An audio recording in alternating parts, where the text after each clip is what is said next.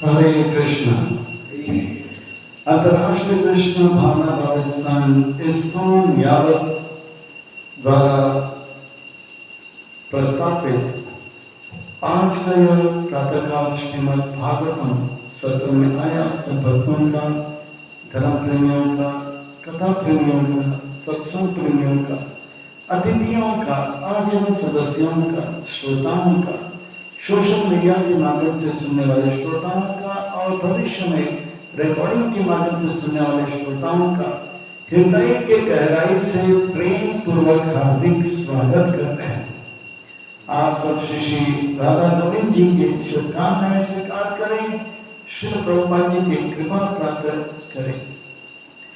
कहते हैं कि जब संसार के लोग हमें चुनते हैं तो हमें संसद में स्थान मिलता है, और जब भगवान हमें चुनते हैं तो हमें सत्संग में स्थान मिलता है। जब भगवान से करें प्यार तो सत्संग से कैसे करें इनकार। जो प्रभुपाद जी से करें प्यार, सत्संग से कैसे करें इनकार। बताओ, आज श्री राधा गोविंद जी के परम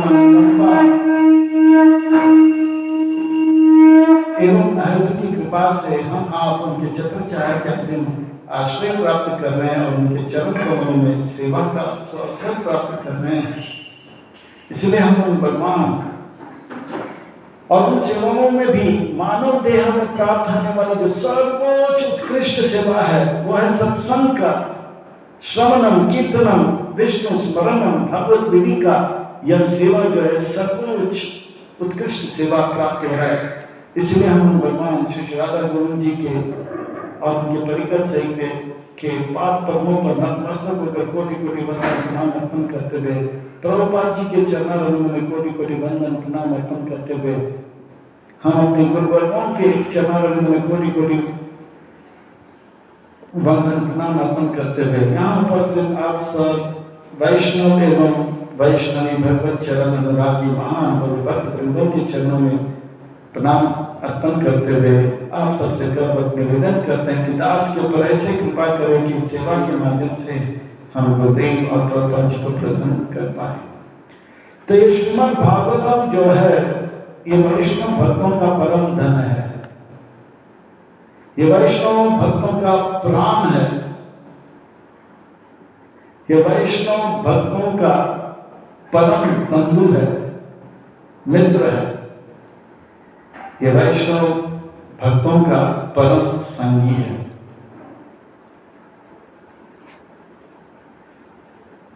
श्रीमद् भागवतम के एक एक अक्षर जो है प्रेम से भरा हुआ है। ये अमर पुराण है, ये हमें कभी धोखा नहीं दे सकता है। जो भी विचलित हो जाता है वो श्रीमद् भागवतम को अगर पढ़े उनको पता लग जाएगा कि मेरा गलती कहाँ पे हुआ है, मैं कौन हूं, मुझे कहाँ जाना है।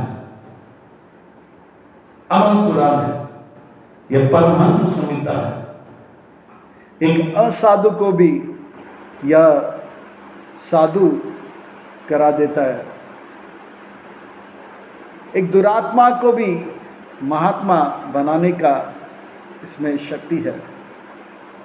यह है परमहंस संहिता। परमहंस चक्र चूड़ामणि श्री सुखदेव गोस्वामी महाराज श्री और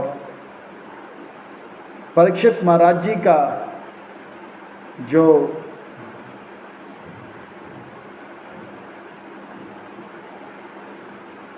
गंगा के तट पर आगमन होना है उसका बुनियाद यहाँ पे पहले स्कंद में प्रकट किया जा रहा है। खास करके यह श्रीमद् भागवतम जो है किस प्रकार से व्यास मुनि उसका रचना करते हैं, उसके पीछे का जो घटना है आप सब सुनते आ रहे हैं। अनेक ग्रंथों का रचना करने के बाद परोपकार का इतना बड़ा कार्य करते हुए भी व्यास मुनि चिंतित हैं, परम सुख का अनुभव नहीं कर रहे हैं। इसके पीछे कारण क्या है वो जानना चाहते थे। और उसी वक्त उनके गुरुदेव नारद मुनि प्रकट हो जाते हैं और कहते हैं कि आपने इतना बड़ा कार्य किया है, पर इन सब कार्यों करते हुए आपने भगवान के भक्तों का, भगवान का भक्ति का गुणगान ठीक ठीक से नहीं किया। हम जो भी कार्य करें, उस कार्य को करते करते भगवान का गुणगान करने का प्रयास करना चाहिए। पूरा तात्पर्य में प्रभुपाद जी इसी बात को बता रहे हैं। यह श्लोक इस प्रकार से जो है भागवत हमसे कह रहा है, कुर्वाण यत्र कर्माणि, हम जो भी कार्य कर रहे हैं, अपना कर्तव्य का पालन कर रहे हैं, उस कार्य को करते करते भगवत शिक्षाय सकृत, उस कार्य को करते करते करते हमें भगवान के शिक्षाओं को स्मरण रखते हुए भगवान का लीला गुण रूप को स्मरण करते रहना चाहिए। असकृत, सकृत का अर्थ होता है एक बार, और असकृत का अर्थ होता है अनेक बार, यानी कि हमेशा। नित्यम भागवत सेवा। हम जो भी कार्य कर रहे हैं, चाहे कोई बिजनेस करता हो या कोई सर्विस करता हो, चाहे कोई घर में गृहिणी हो, हर एक को चाहिए कि अपना कार्य करते करते भगवान को निरंतर स्मरण करें। सततम कीर्तयन्तु माम, नित्यम कीर्तन करते रहे, स्मरण करते रहे भगवान के बारे में। ये भगवान का आदेश है भगवद गीता में। अनन्य चिंतयन्तु माम, हमेशा चिंतन करते रहना चाहिए भगवान का। जो भी कार्य कर रहे हैं, उस कार्य को करते करते भगवान का असकृत,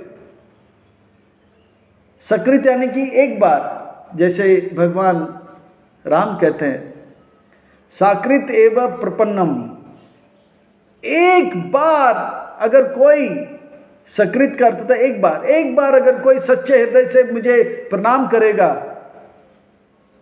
मैं उसे अपना मानूंगा और उन्हें अपना जैसा बनाऊंगा। ये सुप्रसिद्ध घटना आप सब जानते हो, अनेक बार सुन चुके हो। जब विभीषण लंका से आते हैं आकाश के मार्ग से, प्रभु रामचंद्र, लक्ष्मण, जाम्बवन, सुग्रीव सब देख रहे हैं और सब ने मना किया, इसको अभी पत्थर से लक्ष्मण आप धनुष में तीर डाल के भूंद के नष्ट कर दो। ये दुश्मन है, दुश्मन के इलाके से आ रहा है, दुश्मन का भाई है। सब लोग मारने की इच्छा थे। विभीषण आ रहा है वो रावण का भाई और आ रहा है लंका से। हमारे जो युद्ध का योजना है उसका वो खबर लेगा और गुप्तचर बनकर रावण को देगा। मारो इसे, खत्म करो। लक्ष्मण भी एकदम क्रोधित था, पर प्रभु राम ने कहा रुक जाओ। और जैसे ही विभीषण आते हैं तो प्रभु रामचंद्र उनको आशीर्वाद देते हैं, जय लंकेश। तो सबको क्रोध आ गया, इनको आपने लंका का राजा बना दिया। तब प्रभु राम कहते हैं कि साकृत एव प्रपन्नम, एक बार अगर सच्चे हृदय से कोई मुझे प्रणाम करेगा, मैं उसे अपना मानूंगा और मैं जितना सुखी हूं उतना सुखी उसको मैं बनाऊंगा। तो फिर सुग्रीव को गुस्सा आता है। वो कहते हैं अगर रावण आके प्रणाम करे तो आप क्या दोगे उनको? लंका तो चला गया। भगवान ने अगर एक बात बोल दिया तो हो गया। तो प्रभु राम ने कहा जय अवदेश, यानी कि वो अयोध्या का उनको राजा बना देगा। भगवान देने के लिए यहाँ पे खड़े हैं और हम सब लेने के लिए यहाँ पे बैठे हैं। भगवान से लेने में हमें किसी प्रकार का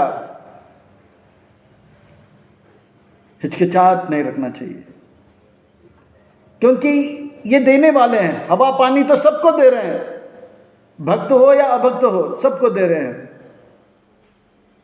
देना उनका काम है। हमारे भारत में एक बैंक है, उस बैंक का नाम है देना बैंक, पर असली देना बैंक तो यह है, बाकी सब लेना बैंक है। हम सब मांगते हैं भगवान से, भगवान देते हैं, अभक्तों को भी दे रहे हैं, पशुओं को भी दे रहे हैं, पंछियों को भी दे रहे हैं, वो भक्ति नहीं कर रहे हैं, दे रहे हैं। मांगना चाहिए भगवान से। तो क्या मांगना चाहिए, ये चैतन्य महाप्रभु हमें शिक्षा में देते हैं। ना धनम ना जनम ना सुंदरिम कविताम व जगदीश कामने मम जन्मनि जन्मनेश्वर भवतार भक्तिर अहेतु की तभी। क्योंकि अगर मांगना ही है और ये देने वाला ही है, तो क्यों नहीं सबसे उत्कृष्ट चीज हम मांगे, ऐसा चीज मांगे जो मांगने के बाद फिर से हमें किसी से मांगने के लिए हाथ फैलाना ना पड़े। धन देंगे, धन मिलेगा, पर वो धन खर्च हो जाएगा फिर से। अच्छे कुल में जन्म मिला भी, फिर से मरेंगे, फिर से एक अच्छे कुल में या कहीं पे जन्म लेने का इच्छा करोगे। ना धनम ना जन्म ना सुंदरिम। हम सुंदर हो सकते हैं, फिर वापस बुढ़ापा आएगा, सौंदर्य चला जाएगा, फिर बोलेगा और सुंदर करो। कविता बहुत चेला आएंगे हमारे पीछे, और कभी कभी चेला किसी और के पीछे जाएगा, तो फिर से बोलेगा और चेला चाहिए। पर भक्ति अगर मांगेंगे और भक्ति मिल जाएगा तो अपने आप बाकी सब भी आ जाएगा। वो कैसे, आप बोलेंगे अगर हम भक्ति मांगेंगे तो भगवान, भक्ति के द्वारा भगवान हमारे हो जाएंगे, और भगवान हमारे हो जाएंगे तो बाकी जो कुछ भी है वो सब हमारा हो जाएगा। इसीलिए अर्जुन ने और दुर्योधन में हमने देखा कि दुर्योधन ने कहा मुझे आपका सेना चाहिए, और अर्जुन ने कहा भगवान मुझे आप चाहिए। फिर भगवान डांटते हैं अर्जुन को, तो मूर्ख है, क्यों मेरा सेना नहीं मांगा? मैंने तो कह दिया कि मैं इस युद्ध में किसी प्रकार का अस्त्र शस्त्र इस्तेमाल नहीं करूंगा। आपको चाहिए कि आप सेना मांग लेना चाहिए था। दुर्योधन तो बहुत चालाक निकला। तब अर्जुन कहते हैं, बहुत सुंदर बात कहते हैं, भगवान अगर आप है तो सब कुछ है, अगर आप नहीं है सब कुछ होते हुए भी कुछ नहीं है। और यही हो गया। इतिहास गवाह है, जो भगवान को छोड़कर भगवान के संपत्ति में नजर डाला, ना तो वो भगवान मिले ना तो उनका संपत्ति मिला। रावण, हिरण्यकशिपु भगवान के संपत्ति के पर नजर डाला। बड़े रावण और हिरण्यकशिपु बड़े बड़े असुर हो सकते हैं, पर संसार के लोग छोटे छोटे असुर हो सकते हैं। नहीं, मुझे 2 फ्लैट और 1 बंगला और 1 गाड़ी चाहिए, बस छोटा असुर हूं मैं। संपत्ति में नजर डालते, पर भगवान अगर मिल जाएगा तो भगवान भी मिलेंगे और भगवान का संपत्ति भी मिलेगा। और उसका ज्वलंत उदाहरण है, आज भी उत्तर के दिशा में ध्रुव महाराज जो है भगवान को भजा और भगवान को प्राप्ति करने के लिए तपस्या किया। भगवान भी मिले, भगवान का धन संपत्ति भी मिला। इतिहास गवाह है। और कि आज तक ध्रुव महाराज से धनवान कोई हुआ नहीं, ना भविष्य में होगा। समझदार कौन है, ध्रुव महाराज या हिरण्यकशिपु? कौन समझदार है, ध्रुव महाराज या हिरण्यकशिपु रावण? ध्रुव महाराज। भगवान को पाने की इच्छा करे।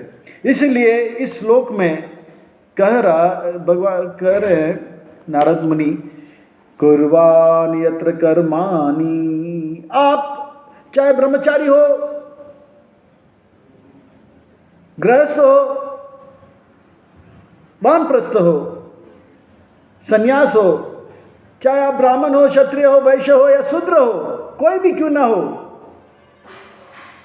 आप कुछ ना कुछ करोगे। और जो कुछ भी कर रहे हैं वो करते करते भगवान का स्मरण कीजिए।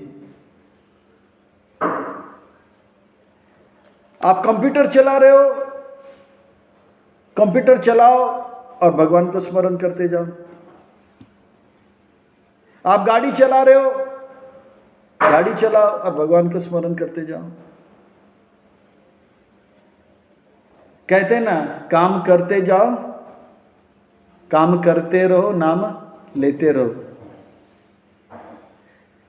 हो सकता है, क्यों नहीं हो सकता है? प्रभुपाद जी ने कर दिखाया है, भक्ति विनोद ठाकुर ने कर दिखाया है। भक्ति विनोद ठाकुर का आज पावन पवित्र मंगलमय शुभ आविर्भाव है, तिरुभाव है, तिरुभाव तिथि है।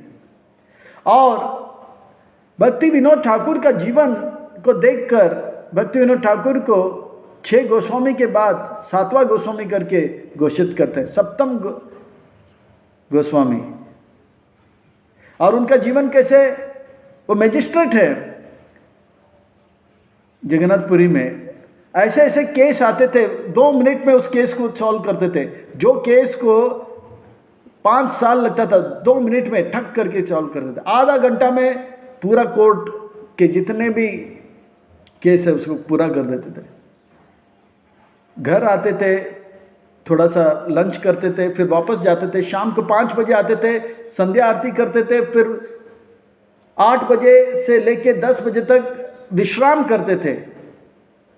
फिर 10 बजे से लेके सुबह 4 बजे तक अलग अलग ग्रंथों के ऊपर लेख लिखते थे। और 4 बजे से थोड़ा जपा करते थे, 6 बजे फिर से लोगों से मिलते थे, फिर 8 बजे वो जाते थे वापस कोर्ट में। फिर वापस, ये उनका दिनचर्या था। सप्तम गोस्वामी 2 घंटा सोते थे। और प्रभुपाद जी भी इसी तरह से चलते थे। तो प्रभुपाद जी कह रहे हैं कि गृहस्थों के लिए कह रहे हैं कि क्योंकि गृहस्थ का संख्या जो है सबसे ज़्यादा है, ब्रह्मचारियों का संख्या बहुत कम है, सन्यासों का और भी कम है। तो कहते हैं कि अगर गृहस्थ सारे अगर 50% अपना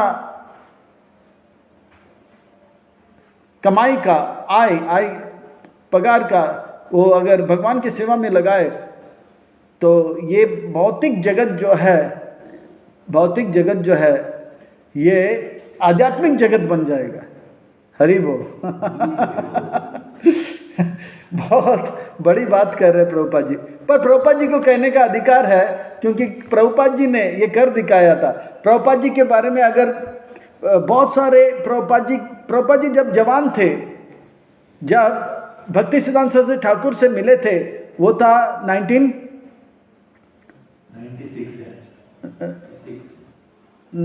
ने पहली बार जब भक्ति सिद्धांत सरस्वती ठाकुर से मिले थे। कब मिले थे? 1922 में मिले थे। और 1933 में उन्होंने दीक्षा लिया। 1944 में बीटीजी लिखे, 1955 में संन्यास दीक्षा लिया और 1966 में इस्कॉन स्थापन किया। ये 11 एक लिंक है। तो 1922 में, यानी कि तब प्रभुपाद जी का उम्र 22 और 4 पकड़ लो, 26 साल के थे, गृहस्थ थे। भक्ति सिद्धांत सरस्वती ठाकुर से मिलने के बाद प्रभुपाद जी पहले से ही बहुत उत्साहित थे। उनके अंदर इतना उत्साह तो आज भी जो प्रभुपाद जी के दोस्त लोग अभी तो कोई नहीं होगा, पर वो कहते हैं कि प्रभुपाद जी जितना उत्साहित थे उतना उत्साहित व्यक्ति इस धरातल में किसी को उन्होंने देखा नहीं। प्रभुपाद जी रोज मॉर्निंग वॉक के लिए जाते थे पार्क में कलकत्ता में, तो बड़े बड़े और भी लोग वॉकिंग के लिए आते, पर प्रभुपाद जी के कपड़े भी इतने चमकता हुआ कपड़ा पहनते थे क्योंकि उनके पिताजी का ही कपड़े का दुकान था, तो इतना अच्छा लगते थे। और प्रभुपाद जी इतने उत्साहित होते थे कि सबको बोलते थे आओ आओ, मैं भी गृहस्थ हूँ, आप भी गृहस्थ हो, पर मेरा जीवन आज से बदल गया क्योंकि मैंने अपने जीवन में गुरु धारण किया है। आप सबको भी चाहिए आप भी गुरु धारण कीजिए। अब मेरा जीवन पहले जैसे नहीं है, अब मेरे जीवन में एक लक्ष्य है। मेरा लक्ष्य है कि मेरे गुरुदेव ने कहा कि मुझे पाश्चात्य देश में जाके प्रचार करना है। लोगों को प्रोत्साहित करते थे, इतना उत्साह था उनके अंदर। भले लोग सुनते थे, अरे अबे क्या बोल रहा है, अबे क्या बोल रहा है, सुनते थे। उनका उत्साह को देखकर उनको भी लगता है हम लोग कभी कभी भक्त बनेंगे, पर वो बने या नहीं बने, पर प्रभुपाद जी का उत्साह इतना था।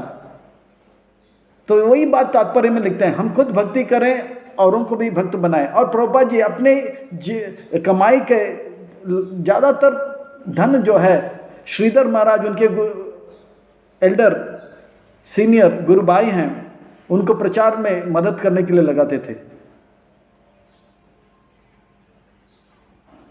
तब प्रभुपाद जी ने कर दिखाया है, भक्ति विनोद ठाकुर ने इसे कर दिखाया है, और ये करने के भगवान को देने से उनका कुछ घटा नहीं, अपितु उनको और मिला। तो इस प्रकार से अगर हम भगवान की सेवा में लग जाए, चाहे वो गृहस्थ भी हो, ये सेवा करते करते भगवान का स्मरण करते जाएंगे निरंतर असकृत, तो क्या होगा, धीरे धीरे उनके हृदय में जो है भगवान का गुण रूप और लीला प्रकट होने लग जाएगा। ये गारंटी है। नारद मुनि क्या कर रहे हैं, अगर निरंतर हम भगवान का कोई भी कार्य करते करते निरंतर अगर भगवान का स्मरण करते रहेंगे, एक समय ऐसा आएगा भगवान का नाम जो है, अलग अलग नाम जो है, मधुसूदन है, गोविंद है, गोपाल है, वो सब प्रकट होगा, और उन नामों के साथ भगवान का गुण भी प्रकट होगा। भगवान गोपाल है यानी कि सारे गायों का पालन करते हैं, गोविंद है सारे गायों को आनंद देते हैं, मधुसूदन है यानी कि मधु नाम का असुर जो है उसका वध किया है, ये प्रकट होने लगेगा। नाम गुण और गुण के साथ लीला भी प्रकट हो जाएगा। ये चमत्कार हो जाएगा, हमारा हृदय पवित्र हो जाएगा। तो ये सुंदर बात जो है नारद मुनि बोल रहे हैं कि व्यास मुनि से आप ऐसा ग्रंथ लिखो कि इसे पढ़ने से सबका मन भगवान में लग जाए और भगवान का स्मरण करते रहें। ऐसा एक ग्रंथ लिखो। आपने बहुत कुछ लिखा है, अच्छे बातें लिखी, पर भगवान का गुणगान आप ठीक से नहीं किया, वो करो। तो यह है श्रीमद् भागवतम का सुंदर उपदेश, महाभागवत नारद मुनि के द्वारा, और उनके शिष्य व्यास मुनि को, वो भी महाभागवत है। ये शिक्षा जो है अपने जीवन में अगर हम धारण करेंगे, हम भी गारंटेड, प्रभुपाद जी कहते हैं, प्रभुपाद जी कह रहे हैं, अगर इस प्रकार से अगर हम अपने जीवन को व्यापन करेंगे, गारंटी हम दुरात्मा से महात्मा बन जाएंगे। हम लोग दुरात्मा नहीं है, उतना बड़ा दुरात्मा नहीं है, पर अगर इन शिक्षाओं को लेंगे तो हम बहुत लाभ प्राप्त करेंगे, बहुत लाभ प्राप्त करेंगे। इसमें कोई कमी नहीं है, इसमें कोई दो राय नहीं। प्रभुपाद जी का लास्ट स्टेटमेंट इस परपट में ऐसा दे रहे हैं, कह रहे हैं कि बड़े ध्यान से सुनिए आप सब,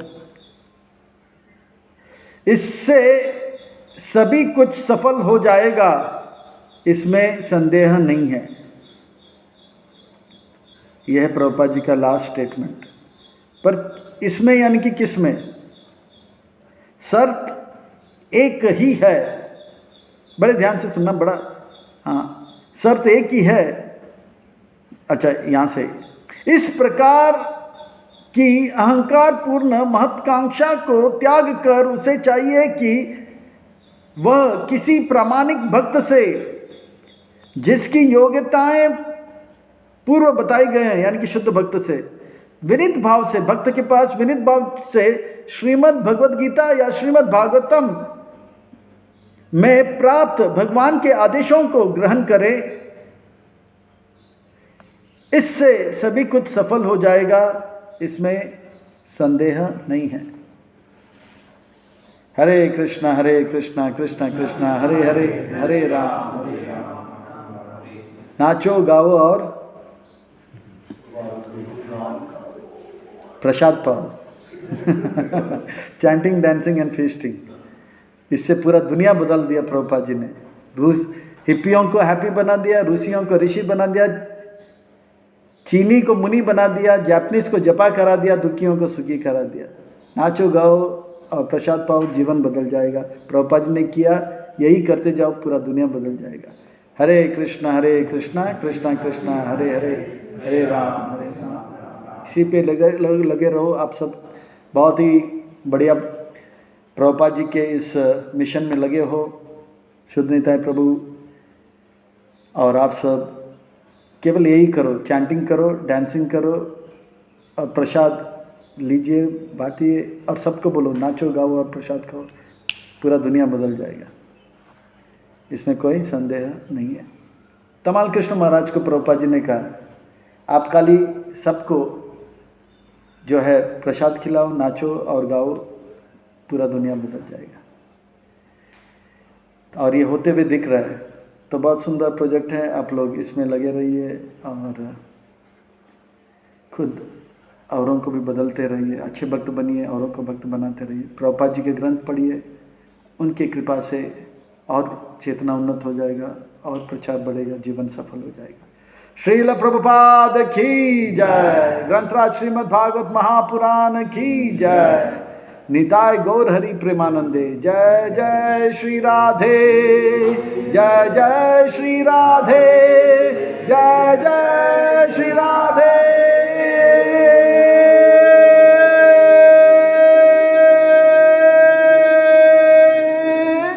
शाम सबको मिले श्री वृंदावन धाम।